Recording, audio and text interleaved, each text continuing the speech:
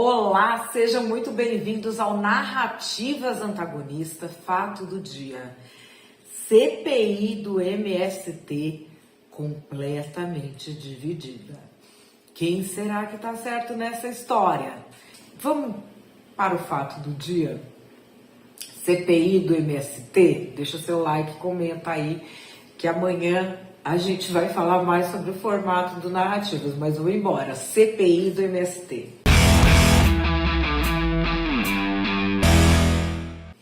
O que é que aconteceu? Relatório final dessa CPI vai ser entregue na próxima segunda-feira pelo relator deputado Ricardo Salles. E ontem, na CPI, deu uma briga danada entre Ricardo Salles e a deputada Sâmia Bonfim. A deputada Sâmia Bonfim pegou vários cartazes para falar de crimes que Ricardo Salles teria cometido. Foi falando ali de um por um. A assessoria dela mostrava o cartaz feito a antiga Dália da TV, que era onde você escrevia o que a pessoa ia falar. Chamou Ricardo Salles de réu-lator. Mas os últimos acontecimentos tornam ainda mais grave a presença daquele sujeito na relatoria. Porque ele não é mais só um relator, agora ele é um réu-lator. Tendo em vista que o Ministério Público Federal pediu e foi acatado que ele fosse considerado réu por uma série de crimes. Eu trouxe aqui para ninguém ter dúvida. Corrupção ativa e passiva. Prevaricação. Advocacia administrativa. Facilitação de contrabando. Senhor presidente. Desacato. Crime contra a administração ambiental. Obstar ou dificultar a ação fiscalizadora do poder público. Falsidade ideológica. Violação de sigilo funcional, organização criminosa. E aí, a deputada Sâmia também não ficou muito bem na fita. O deputado Ricardo Salles não está bem na fita, mas a deputada Sâmia também não fica muito bem na fita, porque um dos episódios da CPI que quase resultou numa prisão, ela estava envolvida, porque perguntaram para o ex-líder do MST, José Rainha, qual o envolvimento dele com a Sâmia Bonfim, se tinha pedido voto a ela. Ele negou e aí apareceu o vídeo dele pedindo voto para ela na eleição. Ela é uma deputada que usou já o boné do MST para tirar foto ali. Então a gente tem um racha entre dois lados, mas que não é assim, um pró-investigação e o outro tentando blindar a investigação. É muito pró e contra o MST, e essa área do agro é uma área muito poderosa financeiramente, muito poderosa mesmo de pressão no Congresso, porque o agro é o que sustenta o Brasil. A gente viu na CPI ontem uma situação complicada da gente ver em CPIs, porque sempre tem a queda de braço e cai para um lado. Nessa daí, é queda de braço. Foram votar uns requerimentos, a votação ficou 13-13. Com o relator agora falando que decisão ele vai tomar com relação aos requerimentos, dado o empate, que é uma coisa que em CPI é muito difícil de você ver. A gente tem a indicação dos indiciamentos que serão feitos por Ricardo Salles nesse relatório final. Queria chamar governador daqui, governador da Bahia e aquele. A gente ouviu falar de muitos nomes grandes, mas no indiciamento final, de nome grande assim que você conhece, só tem o José Rainha, que foi líder do MST e agora tem um outro movimento muito parecido na mesma área, mas que não é o MST. O atual líder do MST, João Pedro Stedley, que esteve lá, provavelmente não vai ser indiciado, pelo menos as informações que a gente tem até o momento, elas dão conta disso. Quem vai ganhar hoje? Esquerda ou direita? Vocês têm dado muito mais vitória para a esquerda aqui, hein? Ó, tô de olho. Vocês ficam falando que aqui é isentolândia, eu tô vendo que vocês estão dando vitória para a esquerda. Mas enfim, hoje, até amanhã nós estamos fazendo essa experiência. Só a versão vencedora aparece. E aí, quem vai ser?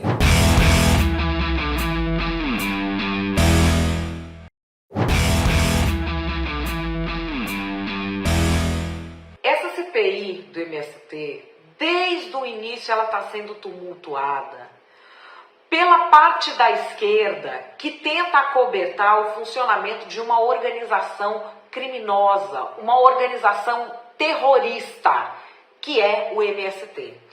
O MST, na sua gênese, ele já está errado, ele já nasce errado, ele já nasce inconstitucional, ele já nasce terrorista, ele já nasce contra o Estado Democrático de Direito, porque ele é contra a propriedade privada.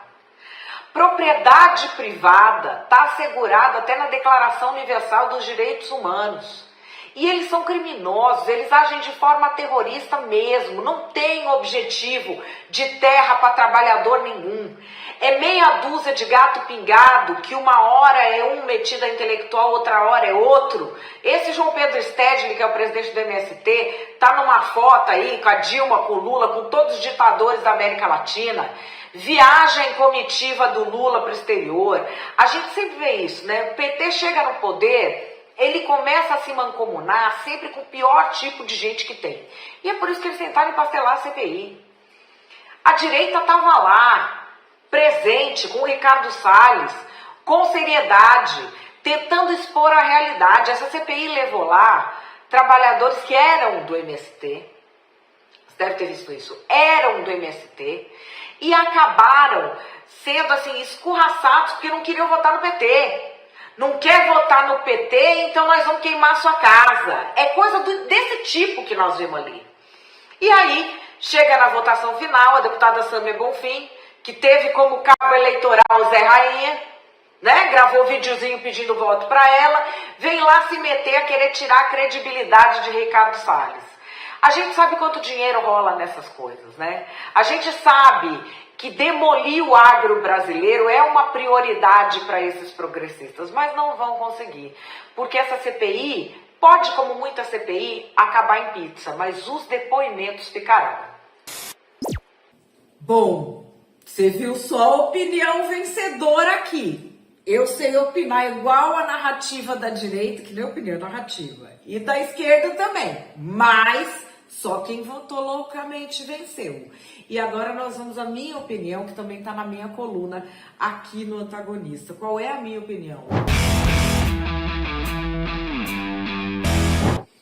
A dificuldade em lidar com a questão do MST, tanto a direita quanto a esquerda, mostra que essa questão se tornou verdadeiramente um vespeiro.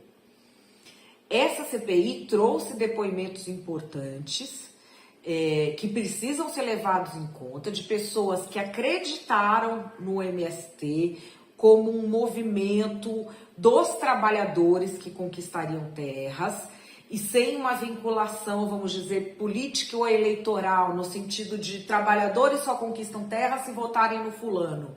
E essas pessoas fizeram relatos horrorosos na CPI, de que, assim, a partir do momento em que contrariou o PT, a vida da pessoa vira um inferno, a pessoa teve senhoras espancadas. E, aliás, a Cruzoé já trouxe uma capa desses relatos e está trazendo outros relatos, está indo atrás de outros relatos. O Antagonista Cruzoé está indo atrás de outros relatos de trabalhadores que trazem isso. A gente tem trabalhadores que trazem isso. Na reportagem da Cruzoé tem também uma questão muito problemática da extorsão, do invadir e depois cobrar para sair ou cobrar para deixar a pessoa cuidar da terra. Isso, inclusive, já está nas mãos do judiciário. E o que a gente vê é que o MST ele mudou ao longo de muito tempo. Ele mudou. Ele hoje tem uma ligação umbilical com essa esquerda mais identitária, mais de pautas simbólicas, representada, por exemplo, pela Sâmia Bonfim. Esse pessoal que faz essa guerra cultural, principalmente na internet, parece que está muito ligado ao MST. E você vê que não tem uma pauta em comum com o MST.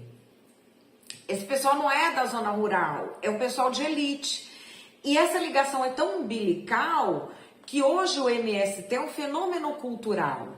O cosplay de MST feito por gente muito rica no Leblon, na Vila Madalena, vestir o bonezinho e ir pro show do Coldplay, veste o bonezinho do MST, vai pra sua sala VIP, finge que é inclusivo.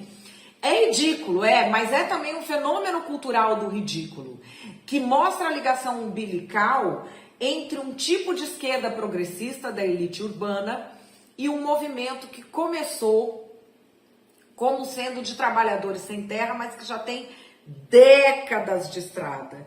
O que isso mostra? Qual é o problema da ligação dessa elite com esse movimento? É que ele passa a ser retratado pelos olhos dessa elite que é preconceituosa e paternalista.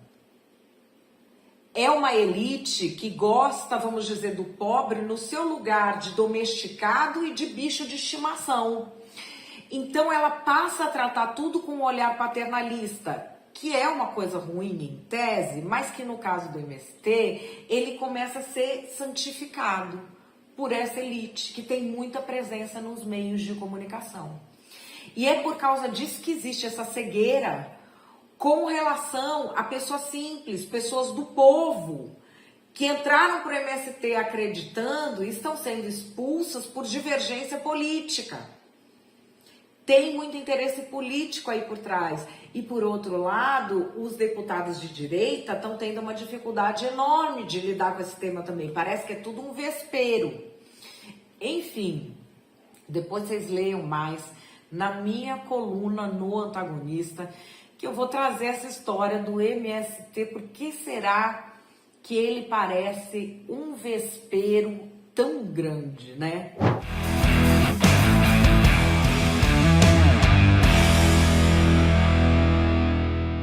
É isso. Narrativas Antagonista fica por aqui. Eu volto amanhã, já quero a sua opinião aqui embaixo. Já deixe seu comentário que eu quero saber. Você gostou dessa minha ideia de só o vencedor vence realmente e é exibido aqui? Não gostou? O que você quer de temas aqui no Narrativas Antagonista para eu trazer para você? Vai opinando. Nós estamos com essa experiência até amanhã e na segunda-feira eu trago o resultado. É isso. Beijo, até amanhã.